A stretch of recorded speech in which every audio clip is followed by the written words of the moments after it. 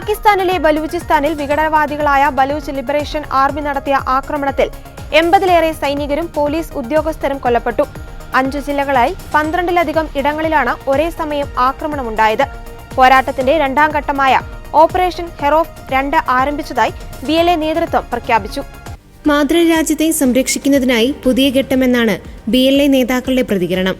10 മണിക്കൂറിനുള്ളിൽ നടന്ന ആക്രമണങ്ങളിൽ സുരക്ഷ, സൈനിക, ഭരണപരമായ സ്ഥാപനങ്ങളെ ലക്ഷ്യമിട്ടെന്നും BLA അവകാശപ്പെട്ടു. ഇത് സംബന്ധിച്ച വീഡിയോകൾ സമൂഹമാധ്യമങ്ങളിൽ പ്രചരിക്കുന്നുണ്ട്.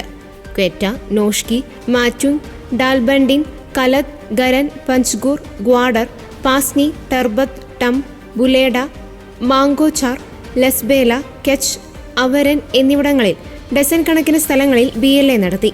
ചില പ്രദേശങ്ങളിൽ സുരക്ഷാ സേനയുടെ സഞ്ചാരം താൽക്കാലികമായി നിയന്ത്രിച്ചു.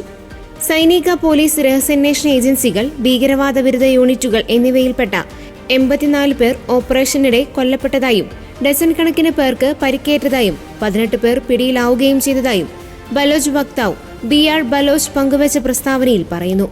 ബലോച്ച് ലിബറേഷൻ ആർമി ബലോചിസ്ഥാനിൽ പ്രവർത്തിക്കുന്ന നിരവധി വിഘടനവാദി സംഘടനകളിൽ ഒന്നാണ്.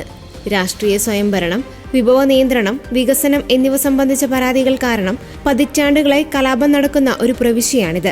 പാകിസ്ഥാൻ സുരക്ഷാ സേനകൾക്ക് നേരെയുള്ള ആക്രമണങ്ങളുടെ ഉത്തരവാദിത്തം ഗ്രൂപ്പ് മുമ്പ് ഏറ്റെടുത്തിട്ടുണ്ട്. പാകിസ്ഥാന്റെ ഏറ്റവും വലിയതും ഏറ്റവും കുറഞ്ഞ ജനസംഖ്യയുള്ളതുമായ പ്രവിശ്യയായ ബലൂചിസ്ഥാൻ വിഘടനവാദി വിമതരും ഭരണകൂടവും തമ്മിലുള്ള കുറഞ്ഞ തീവ്രതയിലുള്ള സംഘർഷങ്ങളുടെ വേദിയാണ്. വർഷങ്ങളായി അക്രമത്തിന്റെ തീവ്രതയിൽ മാറ്റങ്ങൾ സംഭവിച്ചിട്ടുണ്ടെങ്കിലും ഇടയ്ക്കിടെ നടക്കുന്ന വലിയ ആക്രമണങ്ങളും പ്രത്യാക്രമണ പ്രവർത്തനങ്ങളും ഈ മേഖലയുടെ ചില ഭാഗങ്ങളിൽ ദൈനംദിന ജീവിതത്തെ തടസ്സപ്പെടുത്തുന്നു.